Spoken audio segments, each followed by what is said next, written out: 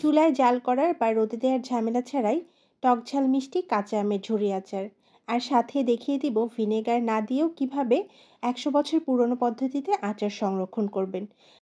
কাঁচা আমের কচকচে স্বাদ সারা বছর পেতে চাইলে এই আচারটি বানিয়ে রাখতে পারেন। প্রথমে আচারের মশলা বানাবো। এর জন্য 2টো শুকনো মরিচ আমি দিয়ে প্রথমে একটু কিছুক্ষণ ভেজে নিলাম। এরপর 2 চা চামচ মিষ্টি জিরা, 2 চা চামচ ধনিয়া, 1 চা চামচ মেথি, 1 চা চামচ কালো জিরা আর 1 চা চামচ কালো সরিষা সবগুলো দিয়ে মশলাগুলোকে এখন ভেজে নেব। বারবার নেড়েচেড়ে দিয়ে চুলা মিডিয়াম টু লো ফ্লেমে রেখে মশলাগুলোকে ঠিক এইরকম একটু কালার করে ভেজে নিতে হবে। অনেক বেশি ভাজবো না। মশলাগুলোর হালকা গন্ধ ছাড়তে শুরু করলে নামিয়ে নিয়ে ঠান্ডা হবার পর ব্লেন্ডার দিয়ে ব্লেন্ড করে নিব। অনেক বেশি ভাজা যাবে না, এতে করে কিন্তু মশলাগুলো তিতা হয়ে যাবে। মশলাগুলো গুঁড়ো করা হয়েছে। আমার কাছে আস্ত জিরা ছিল না, যার কারণে আমি এখানে ভাজা জিরের গুঁড়া 1.5 চা চামচ দিয়ে এর সাথে মিক্সড করে নিলাম।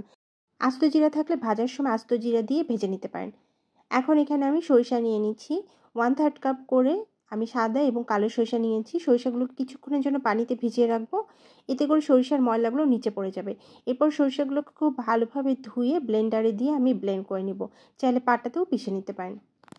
আজকে আচার বানানোর জন্য আমি এখানে 1 কেজি কাঁচা আম নিয়েছি এবং আমগুলো এমন নিয়েছি যে আমি এখনও আটি ডাবিনি। আমগুলোকে ছিলে নেওয়ার আগে খুব ভালোভাবে পরিষ্কার করে ধুয়ে নেওয়া হয়েছে। ছিলে নেওয়ার পর আমগুলোকে আর ধোয়া যাবে না, যার কারণে আগেই ভালোভাবে ধুয়ে নিতে হবে। সবগুলো আম থেকে একই রকমভাবে খোসা ছাড়িয়ে নিতে হবে।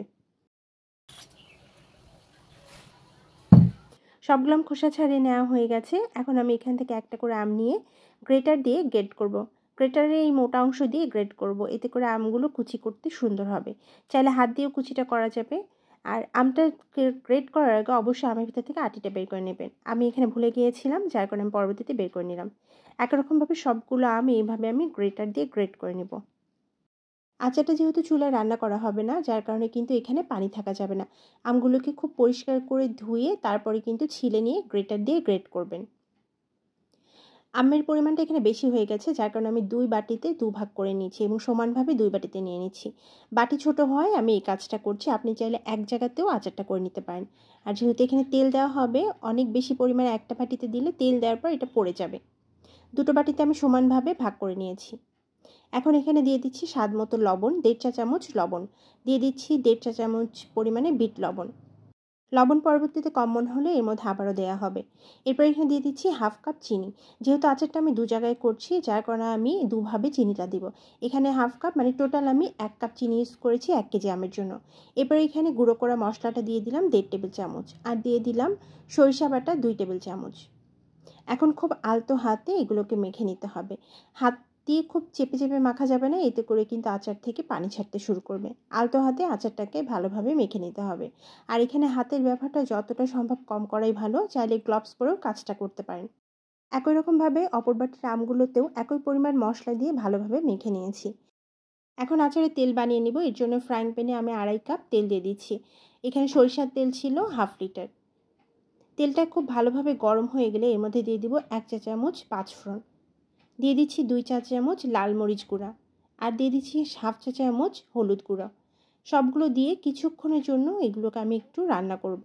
তেলটা একদম ভালোভাবে গলে 5 ফোড়নটা ফুটে গেলে এবং এগুলো ভালোভাবে একটু ভাজা হলে তবেই নামিয়ে নিতে হবে। আর এই গরম তেল সরাসরি মাখিয়ে রাখা আমের মধ্যে দিয়ে দিব।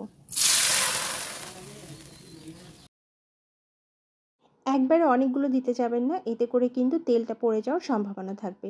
কিছুটা দিয়ে ভালোভাবে নেড়েচেড়ে দেওয়ার পর আবারও এর মধ্যে তেল দিয়ে দিতে হবে।